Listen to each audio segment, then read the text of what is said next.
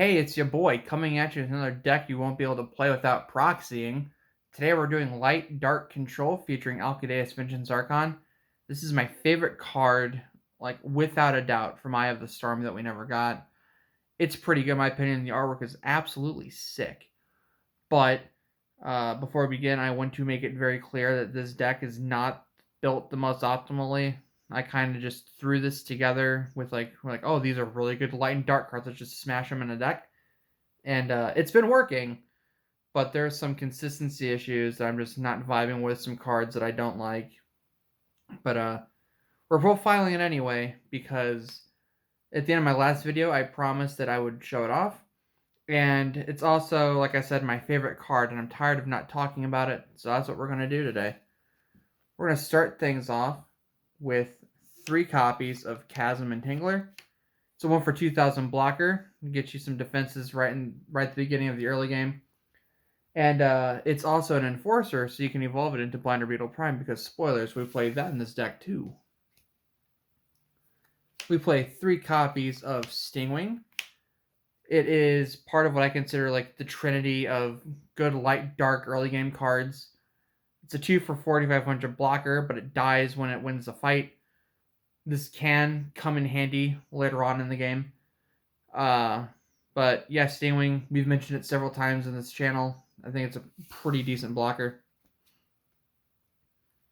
We play 2 copies of Alcadeus Vengeance Archon.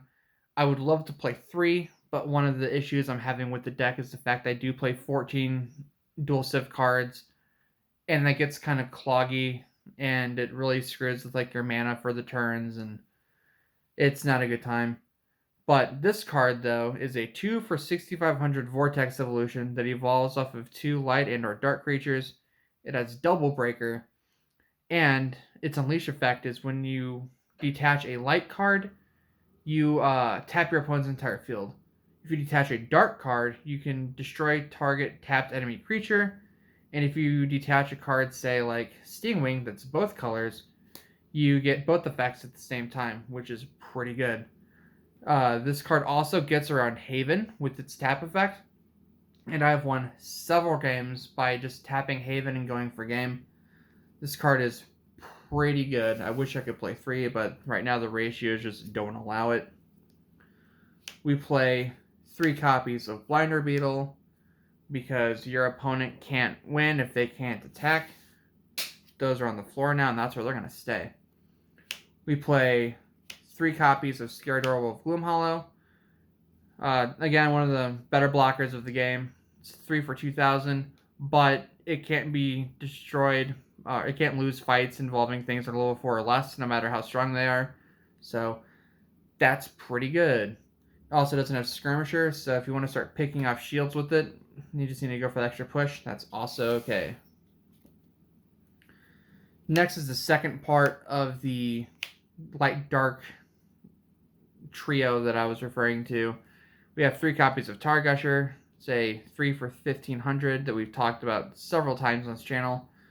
It has Slayer, and also when it gets banished, you also get to tap something. So, Slay tap, pretty good. It's also an Enforcer for some reason. So, again, you can evolve it into Prime. We play 3 copies of Mesmerize, because your opponent can't play cards if they don't have any. We play 1 Fumes for the exact same reason. We play 2 copies of Keeper of Laws. This card is really, really good in any control deck. It makes it so your opponent has to kind of second guess playing those spell cards, because if they do play a spell, you still get to draw off of it. And while you have another creature, this card can't be affected by your opponent's abilities anyway. So that's pretty good. The last part of the little trinity of light-dark creatures I really think are good are 3 copies of Spire Puppet. It's a 4 for 2,500 that makes your opponent randomly discard a card from their hand. I feel that those 3 cards are the key in like a lot of my light-dark based decks. And they're all there for a pretty reason. They all fulfill like what they do like really good. That's a dumb sentence. We play 3 copies of Bone Blades because really good early game removal. We play 2 copies of Binder Beetle Prime. We only play 2 because it's on our house ban list, but in reality, it probably shouldn't be. I'll let you guys be the judge of that. It's whenever you play it and attack with it, you get to tap cards. So just playing it and attacking it that turn, you get to tap 2 things and stop your opponent from like being able to block. Sorry about that. But we feel this card's pretty oppressive. That's why we have it at 2. In reality, it probably could be at 3. But who knows? If you were to build this deck, you definitely could. This card, I'm not going to lie, I personally do not like. Ophanis is a 5 for 8500 Vortex Evolution. But that's Double Breaker. Whenever you attack with it, if you have less shields, you just get a shield. And whenever you're attacking and your opponent has more creatures than you, your opponent has to pick a creature they have and just banish it. But I don't know. I never really make this card. Like, the shield regeneration is good. Removal is good. But I never feel like this is the play to make. I could just be playing the card wrong because I have literally 0 experience with this card, aside from like one other deck that I'm also not very confident with. But I know that this card was played quite a bit in decks at the very end of the game, so I tried giving it a try. But I personally am thinking about cutting it. We play 3 copies of the Perfect Card because it's Lyra. We play 3 copies of Arbiter because tapping is good. It's also more evolution material. 2 copies of Serpent Spirit Shifter. This card has its uses. This is one of those cards I'm mixed on because the shield regeneration is good. But I don't know, like all the cards to get you like the really good shield regeneration kind of come up at the beginning of the game. He's kind of like a later game card. But he definitely does put in work when he needs to. We play 2 copies of Regent Sasha. Regent Sasha is really good. It's an evolution creature, evolves off of any light creature, has Triple Breaker, and its unleash effect is until the start of your next turn, this creature can't leave the can't leave the battle zone, and whenever one of your shields would be broken, you can discard a creature instead. So that's pretty good. It protects your shields. It just can't leave.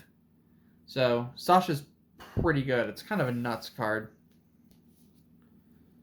We play 3 copies of Terror Pit because it's Terror Pit.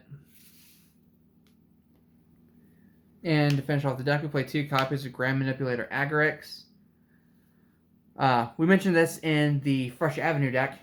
Grand Manipulator Agorix is a double breaker with it's an 8 for 9,000. And whenever you play it, you can target cards that are banished up to level 6 and just play them on your side of the field. I like going for double Targusher personally because it can get a lot of use with its second ability, which is you can send creatures you control to your banish pile, and then it gains 5,000 power for each creature sent, and for each creature sent you also break an additional shield. So he'll become a quadruple breaker with 19,000 power, and then if you send the Targushers, you also get to tap 2 creatures your opponent controls, and then also if you have a Serpents, you also get some shields for that too. So there's some interactions with it, but getting to that point of the game takes a little while since there's no like ramp or anything in this deck. But yeah, the deck it's decent. It's put in a lot of work. I've won several games against like Haven because of the ability of the Alcadeus. It's pretty decent. There's a lot of issues that I feel need adjusting. For one, the amount of dual civs I play. I play 14 dual civs in this deck, and one of them I don't even like. Like honestly, like I really want to cut UFO, but we'll see what happens. But yeah, the dual civs really lock you out of your turns on mana. I've realized there are only 6 creatures you play that evolve into Alcadeus that don't allow you to get the tap the whole field effect, which I feel is pretty good. But yeah, so that was the deck. Like I said, not optimal. A lot of issues with it, but maybe you guys can make it work. Some other decks I have lined up to show off. We have dragons with dark, so it's a Force of Dragon deck. We also have Force of Corrupted, because Corrupted is a pretty fun deck that I really enjoy. We also have a Water Light Corrupted deck that I can show off. And we also have Water Fire Rush, which is also a pretty decent deck. It's pretty silly, not gonna lie. But yeah, this was the deck profile. Let me know what you guys think about it, and I'll catch you guys later.